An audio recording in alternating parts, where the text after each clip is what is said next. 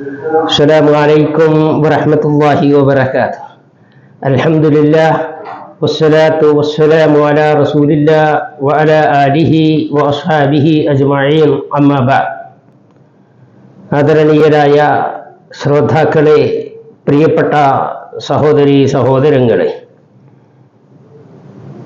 നമ്മൾ കുറച്ച് ദിവസങ്ങളായി മനസ്സിൻ്റെ പ്രവർത്തനങ്ങളെക്കുറിച്ചും അതിൻ്റെ പ്രാധാന്യത്തെക്കുറിച്ചും അതുകൊണ്ട് ലഭിക്കാനുള്ള മഹത്തായ പ്രതിഫലത്തെക്കുറിച്ചുമാണ് സംസാരിച്ചു കൊണ്ടിരിക്കുന്നത്.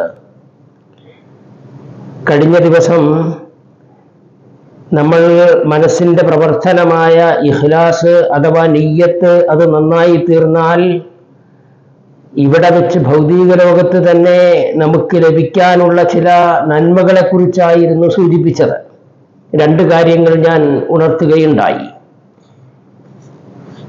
മൂന്നാമത് അതുമായി അനുബന്ധമായി സൂചിപ്പിക്കുവാനുള്ളത്, ഒരാളുടെ പ്രവർത്തനത്തിൻ്റെ സമയത്ത് അയാളുടെ മനസ്സിലുള്ള ഉദ്ദേശശുദ്ധി അത് ഇഖ്ലാസോടുകൂടിയുള്ളതാണെങ്കിൽ, നിഷ്കളങ്കമാണ് എങ്കിൽ അതിലൂടെ അയാളുടെ പ്രവർത്തനം റബ്ബിൻ്റെ അടുക്കൽ അതിമഹത്തായി പ്രതിഫലമുള്ളതായി തീരുന്നു എന്നുള്ളതാണ്.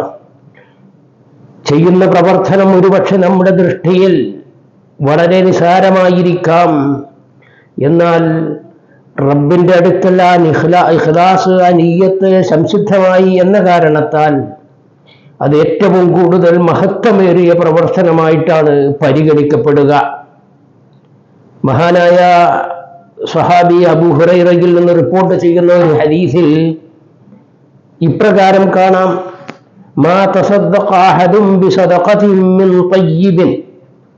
നല്ല മനസ്ഥിതിയോടുകൂടി, നല്ല നിയ്യത്തോടുകൂടി, ആത്മാർത്ഥധന്യമായ ഇഖ്ലാസോടുകൂടി ഒരാൾ ധർമ്മം ചെയ്യുന്നു എങ്കിൽ അവരറിയുക, അല്ലാഹു നല്ല രീതിയിലുള്ള വിശിഷ്ടമായ കർമ്മങ്ങളെ സ്വീകരിക്കുകയുള്ളൂ.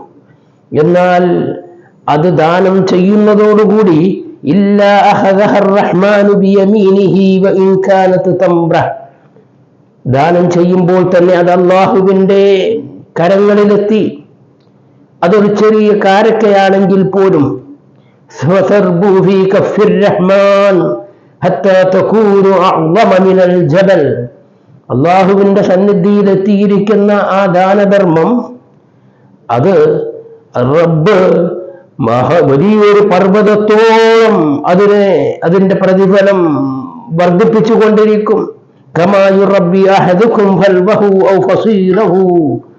നമ്മൾ നമ്മുടെ വല്ല വിത്തുകളും വളർത്തി വലുതാക്കിക്കുന്നത് പോലെ, പരിപോഷിപ്പിക്കുന്നത് പോലെ റബ്ബിന്റെ അടുക്കൽ നാം നിഷ്കളങ്കമായി ചെയ്യുന്ന നമ്മുടെ പ്രവർത്തനങ്ങൾ, ആ ദാനധർമ്മം അത് നിസാരമായ എമൗണ്ട് ആണെങ്കിൽ പോലും ചെയ്ത ആളുടെ മനസ്ഥിതിക്കനുസരിച്ച് മഹത്തായ പ്രതിഫലാർഹമായി മാറുന്നു എന്ന് പണ്ഡിതന്മാർ സൂചിപ്പിച്ചിട്ടുണ്ട്.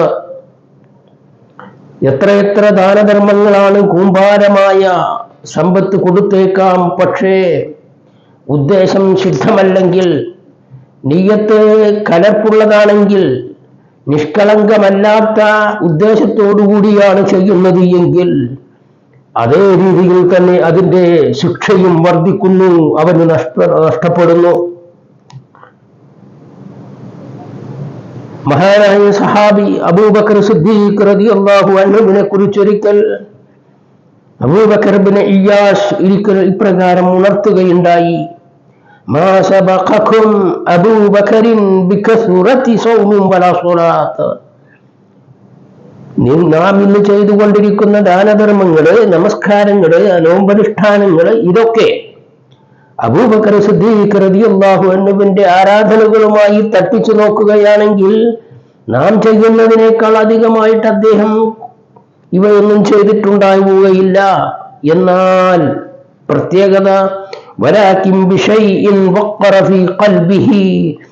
നാമുടെയും പ്രവർത്തനവും ആ മഹാരഥനായ അബൂബക്കർ സിദ്ദീഖ് റളിയല്ലാഹു അൻഹുവിന്റെ പ്രവർത്തനവും തമ്മിൽ തട്ടിച്ചു നോക്കുമ്പോൾ ആ ചെയ്യുന്ന സന്ദർഭത്തിൽ അയാളുടെ മനസ്സിലുണ്ടായിരുന്ന വിശ്വാസം അത് ദൃഢമൂലമായിരുന്നു, രൂഢമൂലമായിരുന്നു, ഇഖ്ലാസോടുകൂടിയായിരുന്നു, ആത്മാർത്ഥധന്യമായിരുന്നു.